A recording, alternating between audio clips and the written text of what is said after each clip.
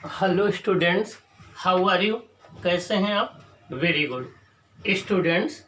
अब हम डिस्कस करेंगे magnetic effect of electric current में जो एनसीईआरटी की एक्सरसाइज गिवन है उसके क्वेश्चन का डिस्कशन करेंगे। ये आपके एग्जाम के लिए इम्पोर्टेंट है। तो अब हम chapter 4 magnetic effect of electric current की एनसीईआरटी के क्वेश्चन का हम डिस्कस करेंगे। ये आपके पेज 240 पर गिवन है। आइए हम इन क्वेश्चन का डिस्कस करते हैं।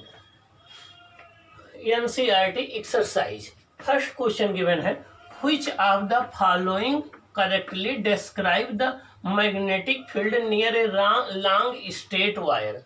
नीचे कुछ ऑप्शंस दिए गए हैं, इसमें आपको बताना है कि कौन सा ऑप्शन एक स्ट्रेट करंट कैरिंग वायर के मैग्नेटिक फील्ड को करेक्टली डिस्क्राइब करता है।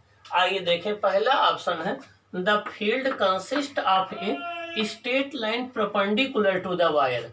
कह रहे हैं कि फील्ड लाइंस में फील्ड में स्ट्रेट लाइन होती हैं जो वायर के परपेंडिकुलर होती हैं। सेकेंड ऑप्शन में कह रहा the field consist of straight line parallel to the wire. Second option में है कि फील्ड लाइंस पैरेलल होती हैं, स्ट्रेट लाइन होती हैं parallel to the wire. Third option है the field consist of radial lines originating from the wires. उसमें radial lines होती हैं जो वायर से ओरिजिनेट होती हैं। नेक्स्ट ऑप्शन है field consist of concentric line centred at the wire. Field में कंसेंट्रिक लाइन होती है जो वायर पर सेंटर्ड होती हैं। तो इसमें डी ऑप्शन करेक्ट है। आइए देखें कैसे। ये कोई आपका स्ट्रेट वायर है, एक्स वाई एक स्ट्रेट वायर है, perpendicular to the plane of paper हमने कंसीडर किया है। एक्स वाई एक स्ट्रेट वायर है जिसको हमने perpendicular to the plane of paper consider किया है और इसमें करंट आई फ्लो कर रही एक्स से वाई डायरेक्शन में। अब इसकी जो मैग्नेटिक फील्ड लाइंस होंगी जो इस वायर के परपेंडिकुलर जो प्लेन होगा, इस वायर के परपेंडिकुलर जो प्लेन होगा मीन्स यहाँ पर बोर्ड ऑफ द प्लेन में, उसमें इसकी मैग्नेटिक फील्ड लाइंस होंगी। इसकी magnetic field lines concentric circular होंगी, उन सबका सेंटर वायर पर लाई करेगा। इनकी magnetic field lines concentric circle होंगी जिनमें सबका सेंटर इस वायर पर लाई करेगा। ओके, तो इसका आंसर हो जाएगा the magnetic field lines of a wire are in a plane perpendicular to the wire and are concentric circle. Means किसी स्ट्रेट वायर की मैग्नेटिक फील्ड उस वायर के प्लेन के परपेंडिकुलर प्लेन में होती हैं और वो कंसेंट्रिक सर्कल होती हैं। क्या होती हैं? कंसेंट्रिक सर्कल होती हैं। तो ये डिस्कशन हमारा इसको हम डिस्कस कर चुके हैं कि कोई एक करंट कैरिंग वायर होता है तो वो अपने चारों ओर एक मैग्नेटिक फील्ड प्रोड्यूस करता है जिसकी वैल्यू उस वायर में फ्लो होने वाली करंट के डायरेक्टली प्रोपोर्शनल में होती है और जिस पॉइंट पर हम मैग्नेटिक फील्ड फाइंड आउट कर रहे हैं उस डिस्टेंस के इनवर्सली प्रोपोर्शनल में होती है। नेक्स्ट क्वेश्चन है the phenomena of electromagnetic induction is. Electromagnetic induction की फिनोमिना क्या है? कह रहे हैं the phenomena of electromagnetic induction is. पहला ऑप्शन है the process of charging a body, किसी बॉडी को चार्ज करने की प्रोसेस है।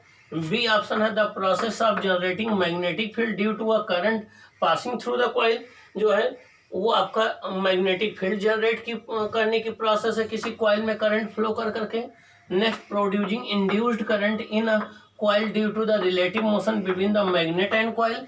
मैग्नेट और कॉइल के बीच में रिलेटिव मोशन के द्वारा इंड्यूस्ड करंट की प्रोड्यूस करने की फिनोमिना है। The process of rotating a coil of the electric motor, electric motor की कॉइल को रोटेट करने की फिनोमिना है। हमने आपको बताया था, डिस्कस किया था कि फैराडे ने अपना Faraday law of electromagnetic induction दिया था। उन्होंने ये बताया था कि जब भी किसी कॉइल से एसोसिएटेड फ्लक्स में चेंज होता है तो कॉइल में एक पोटेंशियल डिफरेंस या इंड्यूस्ड ईएमएफ प्रोड्यूस हो जाता है और वो कॉइल में एक इंड्यूस्ड करंट प्रोड्यूस हो जाती है।